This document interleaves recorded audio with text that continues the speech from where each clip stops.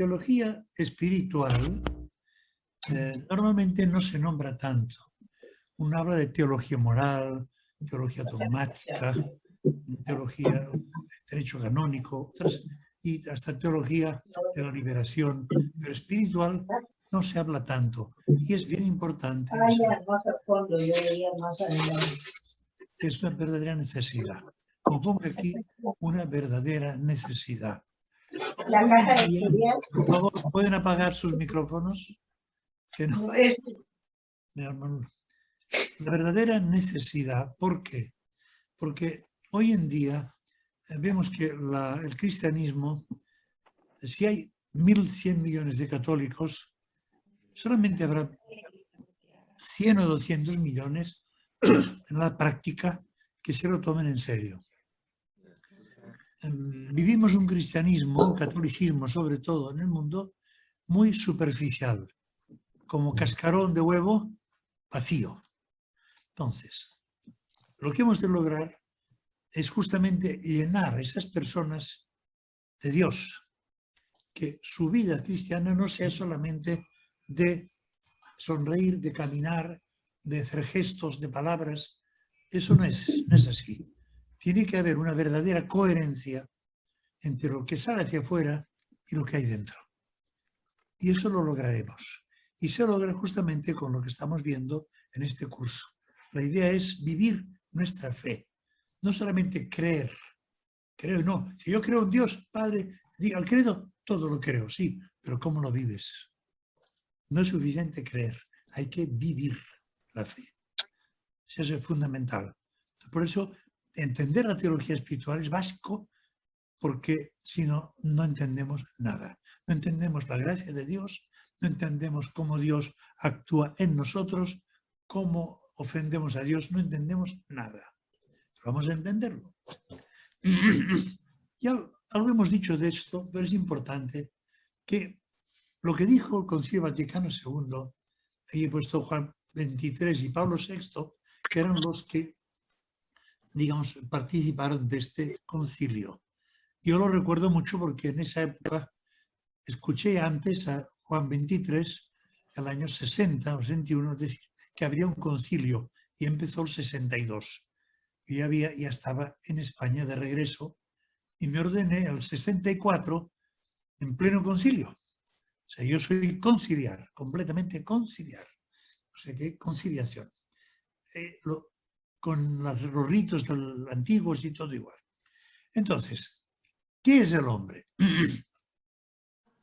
El mismo hombre se ha definido muchas veces. Hay muchas definiciones filosóficas. Todo el mundo habla que el hombre es así, que el hombre es así. Pero generalmente se exalta algo y se deja otras cosas como a la baja. Otras veces se deprime hasta la desesperación. Hay muchas dudas y ansiedades. Realmente es todo muy contradictorio. Ahora bien, la Iglesia, eso sí es importante, plenamente consciente de estas contradicciones que el hombre experimenta, que no sabe ni quién es, puede ofrecer al hombre instruido por la revelación divina, no solamente por razón natural, sino la revelación divina nos ilustra muchísimo, se une a la razón humana y da una respuesta en la que se describa su verdadera condición humana. Se expliquen también sus debilidades y al mismo tiempo se pueda reconocer rectamente su dignidad y vocación. Esto es fundamental. ¿Por qué? ¿A quién va dirigida esa teología espiritual? Al hombre. ¿Quién es el hombre? Tú, yo, el hombre, creado por Dios. Entonces hemos de saber qué es, qué naturaleza tiene, qué cualidades tiene, qué posibilidades tiene. Es fundamental conocer quién es este hombre. Pues vamos a ver qué significa que el hombre ha sido creado a imagen de Dios. Eso es una frase que se dice mucho, ¿no? El hombre ha sido creado a imagen y semejanza de Dios. Pero, ¿en qué nos asemejamos a Dios? Por eso, por el hecho de haber sido imagen de Dios, el ser humano tiene la dignidad de persona. O sea, somos personas porque somos creados a imagen y semejanza de Dios. No hay ni un animal que podamos decir, no, es una persona. No, persona solamente nosotros. Que no es solamente algo maravilloso, perfecto, sino es alguien, tú y yo. Y también aquel hombre que está muriéndose, aquel pobrecito que no sé qué, aquel enfermo, todos somos personas. Es importante creerlo porque en la actualidad hay un desprecio de la persona. En bien del beneficio personal. Por eso se fomenta el aborto, se fomenta un montón de cosas, de barbaridades, la eutanasia, porque estorban. Es lo que el Papa Francisco habla de descarte. No podemos descartar a nadie porque todos somos personas. Somos creados a imagen y semejanza de Dios. Ese ser que somos nosotros tiene una capacidad maravillosa de conocerse. No hay ningún animal que se conozca a sí mismo. No puedes decir a un perrito, a ver, examínate, conoce tu alma cómo está. A ver, para que te portes bien. Intenten hablar con un perro y van a llevarse una sorpresa. Yo a veces lo hago. Oye, tú, perrito, ¿qué estás haciendo aquí? Y empieza, oh, wow, wow, wow, y se va corriendo. Porque no entiende nada. Pero bueno, es una broma nada más. Con todo el respeto a los animales, que yo respeto muchísimo. También es capaz de poseerse a sí mismo y de darse libremente, para hacer con libertad lo que quiere. Y así entra en comunión con otras personas. Es amistad, confianza, familia, unidad, eso. Eso se diría que somos personas. Y además, otra categoría más. Y es llamado, ¿por quién? Por la gracia de Dios, a una alianza con su creador. O sea, que Dios me crea a imagen y semejanza suya, no por decir, te creo y te dejo. No, te creo, establezco una alianza contigo y yo soy tu Dios, tú eres mi hombre, mi pueblo, yo te ayudaré, yo te he preparado un cielo, un premio muy grande para ti, te voy a redimir, etc. A ofrecerle una respuesta de fe, podemos nosotros, con Dios, y de amor, que ningún otro ser puede dar en su lugar. Ningún otro ser que no sea el ser humano puede comportarse de esa manera que nos podemos comportar nosotros. Es decir, no sabemos lo que tenemos, no sabemos lo que somos, no sabemos la dignidad que tiene una persona por ser persona. Te digo, enfermito, sea un pordiosero, sea una persona que tenga muchas enfermedades, no importa. Es imagen y semejanza de Dios. Y Dios ha dado la vida por él, como por todos nosotros. En el Concilio Vaticano II he citado ya algo de Gaudium et Spes. Gaudium et Spes es el último documento que se hizo en el Concilio Vaticano II. Yo lo recuerdo muy bien. Se llamaba el Esquema 13 y acabó siendo Gaudium et Spes el último documento de alegría y gozo y esperanza, que era la Iglesia en el mundo actual.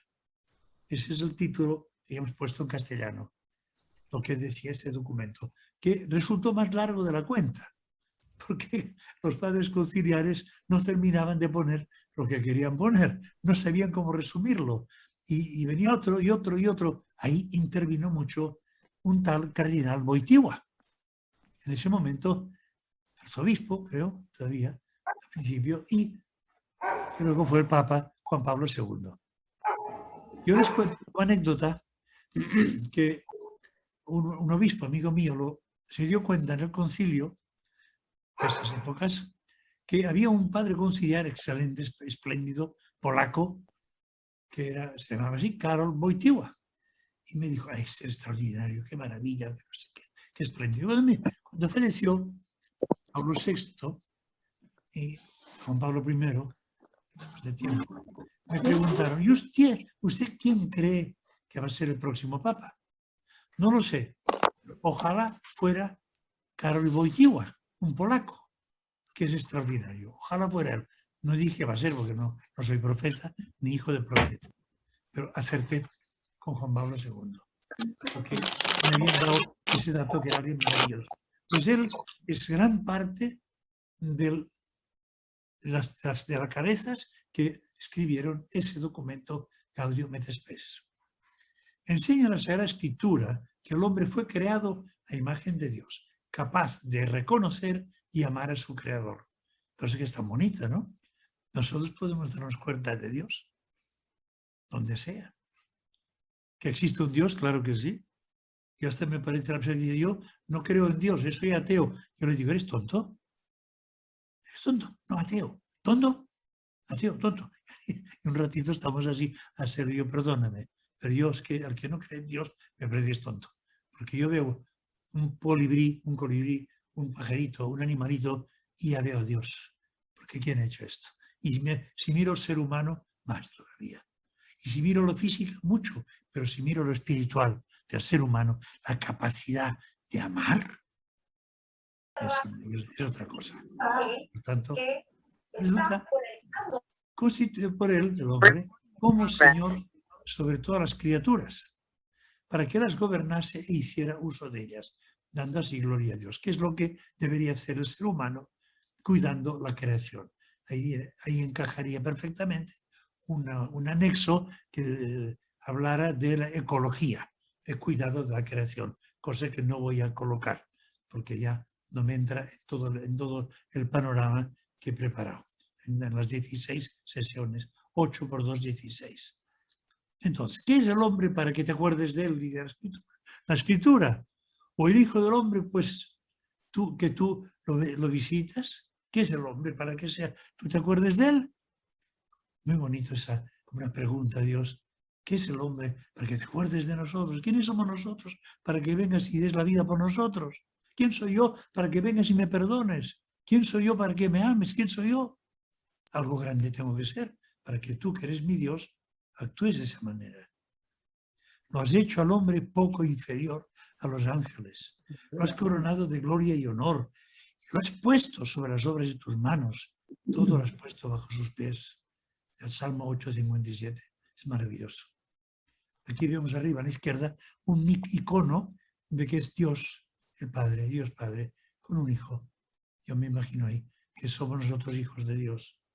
Y aquí el hombre delante del Creador, como un esquema, sino más en negro, que lo veremos después para entender mejor lo que es el organismo sobrenatural. Aquí, ¿qué es la teología espiritual? Es una parte de la teología que, basándose en la revelación divina, la experiencia religiosa de algunas de las personas, tú, yo, otros, santos también, pero que todos podemos experimentar la vida espiritual. Y define toda esa teología la naturaleza de la vida sobrenatural. Formula entonces directrices para que su crecimiento y desarrollo, para que no nos quedemos solamente al comienzo. Yo estoy bautizado, soy bautizado, y me quedo yo bautizado. Sí, pero te has quedado ahí nomás. No, vamos a ver que empieza en el bautismo, pero sigue, hasta que Dios me diga, ven bendito de mi Padre. Y explica el proceso por el que las almas avanzan desde el comienzo de la vida espiritual hasta su plena perfección. Eso es la teología espiritual. A ver, fíjense aquí, siempre debemos cuidarnos del legalismo, el llamado voluntarismo. Nos quedamos en la letra. No hay amor ni a Dios ni a los demás. Cumplo y me quedo contento. Yo me acuerdo, el sucesor de San José María usaba mucho una expresión.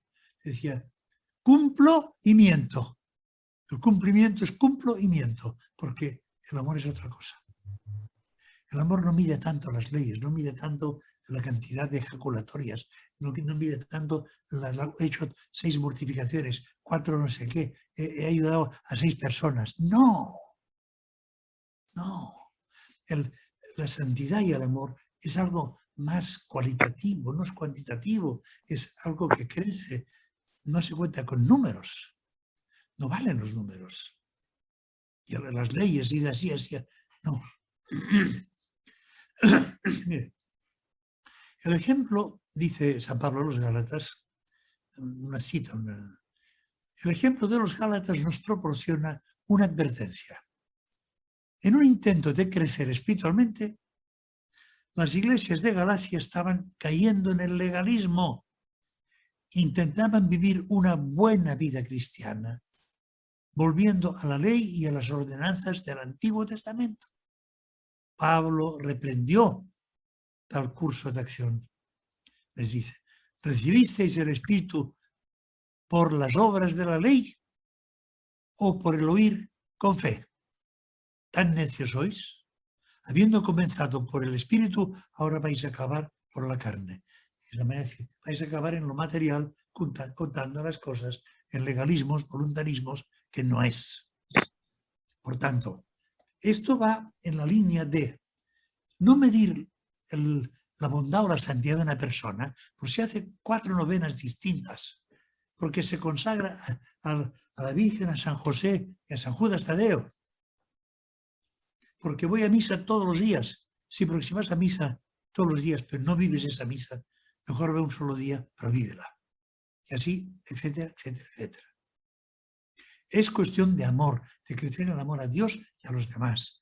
Y verán que a lo largo de todo ese curso lo van a ver clarísimamente. Aquí he puesto unas cuantas ideas, pues no voy a leerlas. Si acaso cuando ustedes entren, cuando se quede ya puesto en internet y puedan entrar ahí y repasarlo, lo pueden leer mejor. Si no, no me daría tiempo. Aquí yo me he arriesgado a unas imágenes.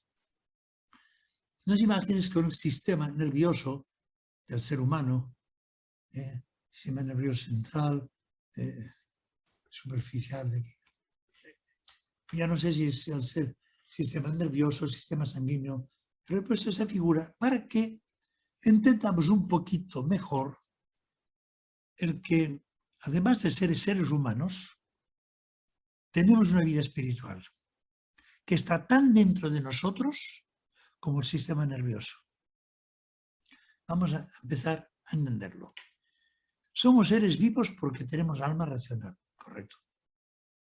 Hablamos de seres vivos y seres muertos. Los vivos tienen alma, los muertos no. Eso se aplica también a los vegetales y a los animales, que tienen alma vegetal y alma animal. Es diferente. No es el alma racional humana. Ahora, cuando hablamos de vida espiritual, nos estamos refiriendo a la vida que se forma en nuestra alma cuando entra la gracia de Dios en ella. Y pues esas figuras para que entendamos que la gracia de Dios cuando entra en nosotros, entra por todos nosotros, dentro, en el alma, en nuestra alma. ¿Y el alma dónde está? En todo el cuerpo, en todas partes. El alma no está solamente en la cabeza o en el corazón, el alma está en todas partes, todo el cuerpo. Entonces, la vida espiritual entra en esa alma, la vivifica. Y ese comienzo se da ¿cuándo? En el bautismo, en principio,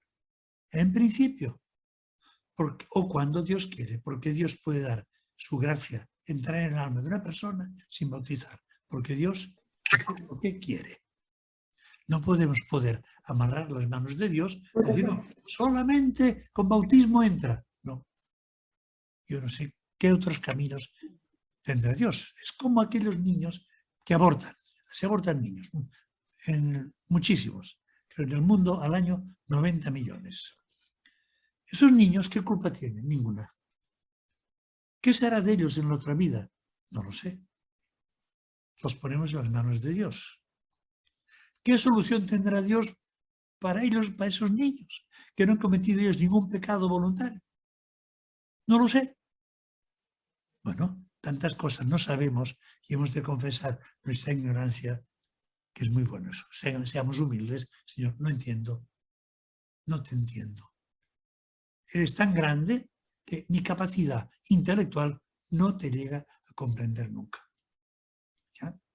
Pues parecidos, pongo a semejanza de entra dentro de nosotros. Si sirve bien y si no, bueno. Lo llamamos organismo sobrenatural. Frase importante. Organismo sobrenatural. Así como tenemos un organismo humano, se forma en nosotros, por la gracia de Dios, un organismo sobrenatural, que veremos que es complejo, muy bonito, que crece, como iremos viendo.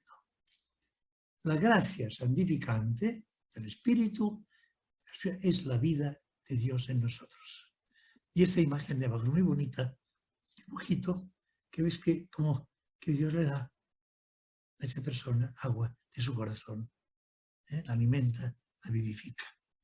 Es decir, que quienes vivimos en gracia de Dios tenemos dos organismos vivos, uno humano y otro sobrenatural.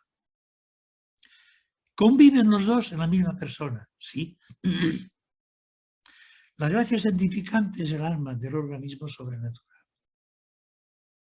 El sobrenatural funciona justamente con esa gracia santificante. Si no hay gracia santificante, ese organismo sobrenatural no crece. No crece. Bueno, ya sabemos que es así. En lo humano, el alimento es el agua, el pan, la carne, el pescado, los vegetales, el trigo, lo que sea, ¿no? Pero el alma, nuestra alma, el organismo sobrenatural, no. Se alimenta de otra manera. Por eso, yo les digo a los niños de primera comunión que la hostia que les doy no alimenta nada a su cuerpo. Es una cosita de nada hecha con un poco de harina. Pero la necesitan. ¿Para qué les doy ese alimento? ¿Para su cuerpo? No. Para su alma. Es el alimento del alma. Y se les da en su momento oportuno. Es además un organismo vivo, completamente vivo. He puesto una semejanza que, bueno, sirve o no, nace con el bautismo, al principio, crece con la gracia de Dios, con la confesión, con la oración de los demás, se va nutriendo, la Eucaristía, se reproduce en la medida en que hacemos apostolado con los demás y vamos compartiendo nuestra fe con otras muchas personas y les ayudamos y se acercan a Dios. Y al final, el organismo muere. En el caso del espiritual, no tiene por qué morir. Muere con el pecado grave. Y otra vez a empezar, pedimos perdón a Dios y ahí Dios nos devuelve la gracia, la vida de ese organismo, que tiene mucho ganado. No es que quede en cero, evidentemente no.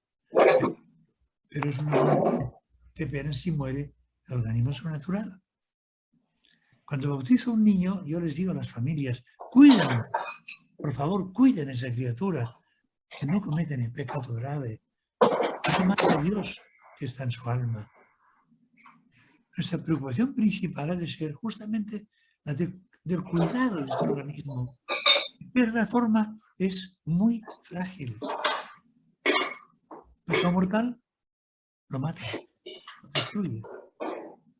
Cuando se escucha un ruido de lonche o de vasquilla, si lo pueden apagar, por favor, o cerrar el micrófono, por favor.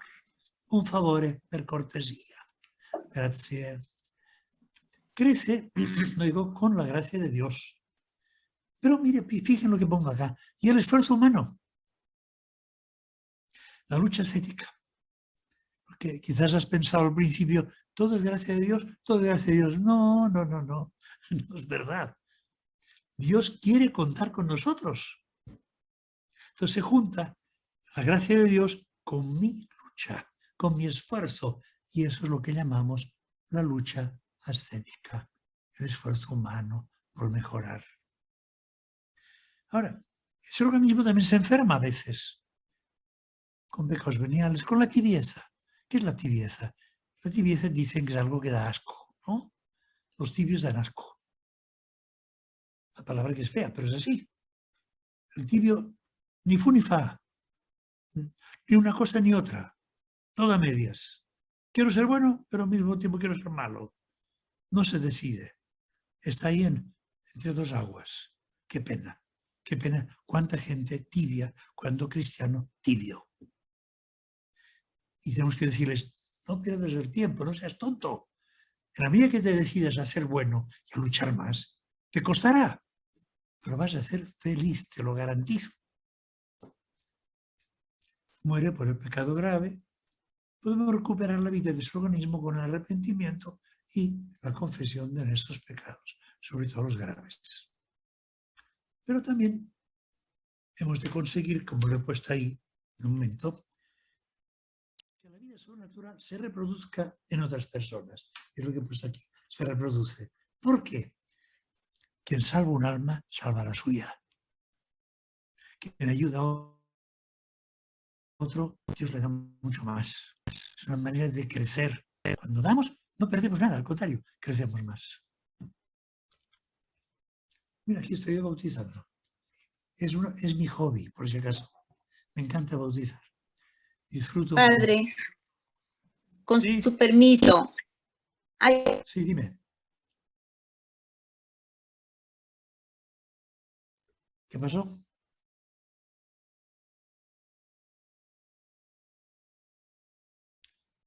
No entiendo mucho. Padre, continúe. Ya es que no entendí. Algo que con su Sí, permiso. Hay una persona que está tratando de acceder al curso y no puede. Dice Ya. que Perdón. no le Ya. dejan entrar. Por Ya, favor, Sí. gracias. Mónica, sí. Mónica, sí, por favor. Mónica, sí. Es que, ¿sabe? Un detalle, a partir de la próxima clase, y en esta clase intentamos que solamente se iban a admitir las personas que se han inscrito y están con su nombre. Entonces, algunas Sí. personas han demorado en ingresar, Ya. porque he tratado de ubicarlas y no he podido. Entonces, es importante tener nuestro nombre en la pantalla.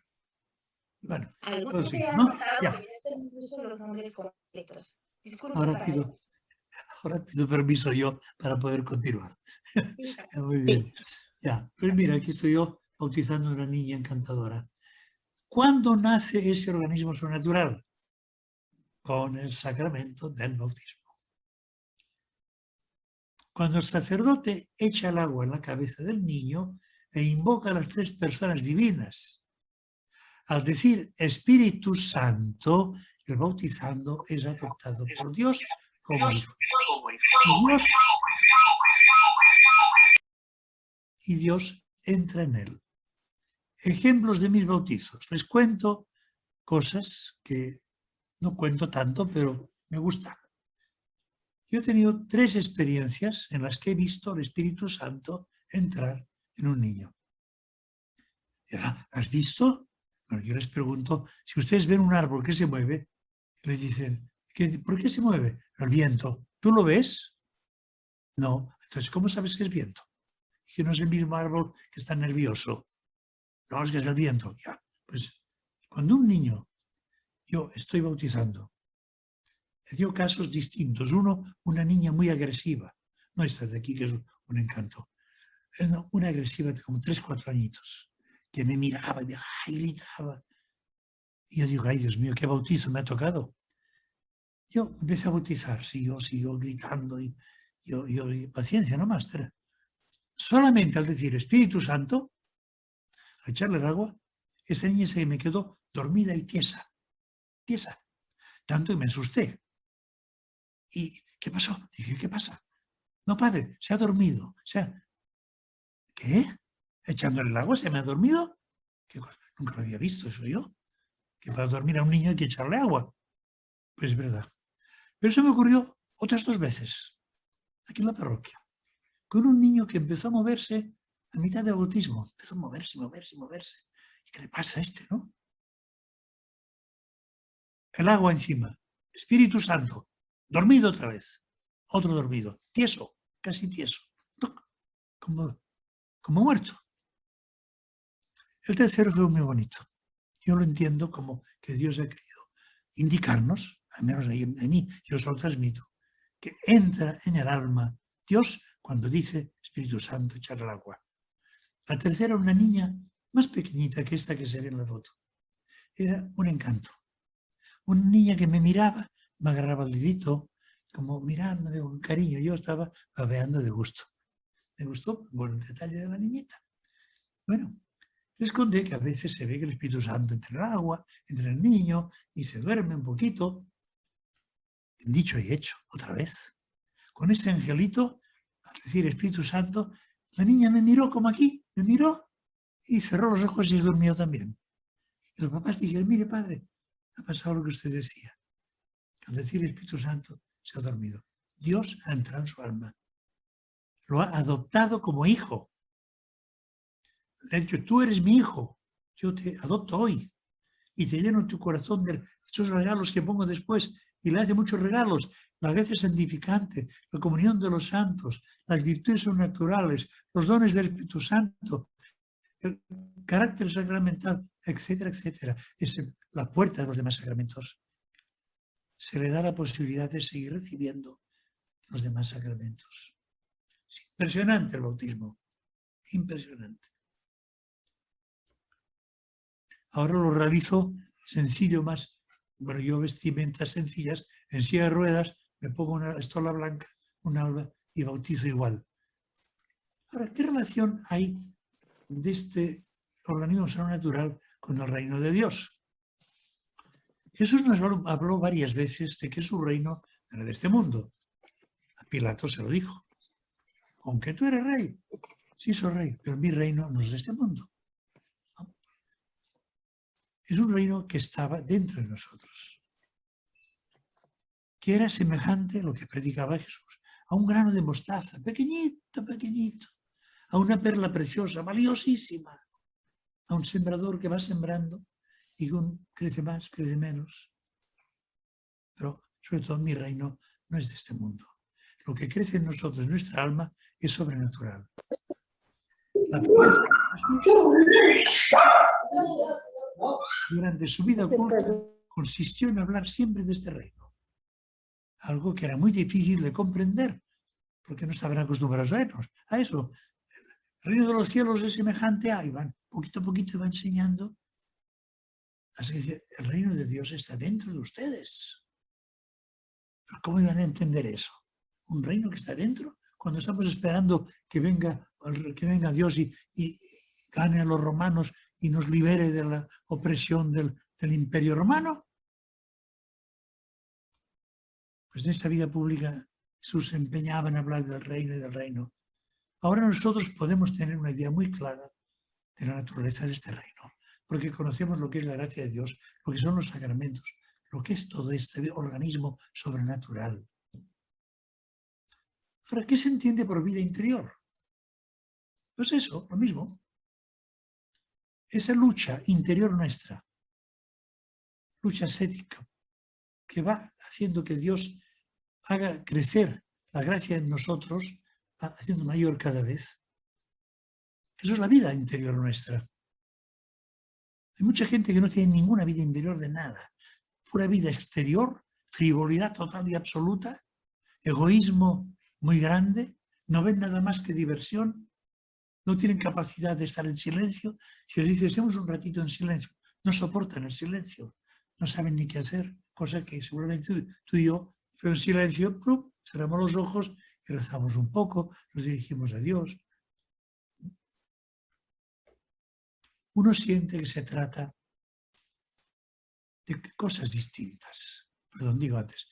Cuando se participa de ese reino de los cielos y se vive en gracia de Dios, se establece una comunicación más frecuente con Él, con Dios. Hay un diálogo que va durante el día, un momento más, un momento menos, a veces hay días que estamos un poco distraídos, pero bueno, pues nos damos cuenta que son dos vidas distintas. Mi cuerpo puede estar adolorido, puede tener gripe y por dentro mi alma está maravillosamente bien y está hablando con Dios, haciendo oración maravillosamente bien. Son dos cosas distintas. Pero no son dos cosas completamente separadas, sino que hay una relación entre sí, ¿no? El cuerpo y el alma, hay relación. Y si la gracia está en el alma santificante, en el alma racional, quiere decir que hay una relación. Nosotros podemos hacer virtudes, vivir virtudes con la vista, con la mirada, con una sonrisa. Podemos cometer pecado con la vista. O sea, hay una relación muy grande entre cuerpo, alma y vida sobrenatural. Muchas veces el crecimiento de un organismo va en el sentido contrario del otro. Una enfermedad muy grande nos lleva mucho más a Dios.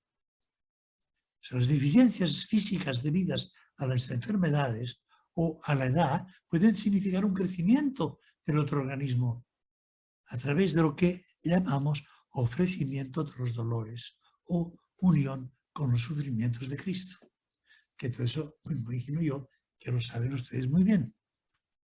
Que uno cuando sufre, dice, ¡ay, Señor! ¡Ay, quejarse todo el día! Tienes que pensar, eso me puede servir a mí mucho, ofreciéndole a Dios como una cruz, como algo que Dios permite en mi vida. Ahora, ¿qué tan complejo es ese organismo sobrenatural? Como todas las cosas importantes y ricas de contenido, al principio parecen muy complicadas. Es verdad. Pero si el conocimiento va unido con el ejercicio de esas realidades, se torna muy sencillo.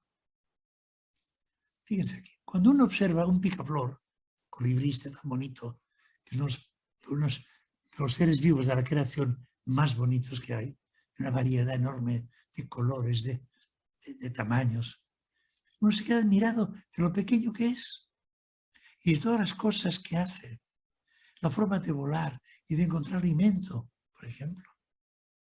Y una vez salvé a un colibrí, estaba como muerto, estaba en una iglesia, entró, ya esto en la selva, en una iglesia de un pueblo de la selva, y vi que entraba un colibrí y cada vuelta y vueltas al final quedó como muerto en el suelo.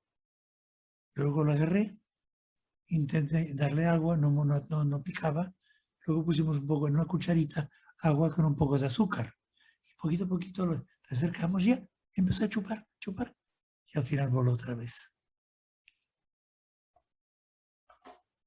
Con un poquito de agua se recupera, sigue volando. A nosotros nos pasa lo mismo en cierta manera. Que veremos en qué. ¿Cómo se relacionan estos dos organismos? El organismo sobrenatural actúa a través del organismo humano. Usa sus mismas potencias, sus mismos sentidos, su misma manera de ser, el temperamento, el carácter, la fuerza física, la forma, todo tiene que ver. Ahí dentro está nuestra alma y dentro la gracia de Dios que actúa a través del cuerpo. Tú cuando he dicho, mira, la cara es el espejo del alma, lo sabemos muy bien. Tú ves esa cara de abajo, la cara donde esta señorita está sonriente, que lo pongo ahí, la cara es el espejo del alma. ¿Qué te dice esa cara? Que tiene un alma bonita, que está contenta, tiene mucho. Y Ciceronia dijo eso, ¿eh? La cara es el espejo del alma y los ojos son sus intérpretes. Se podría decir que se le presta el organismo humano al sobrenatural para que la gracia de Dios actúe en nosotros y a través de nosotros.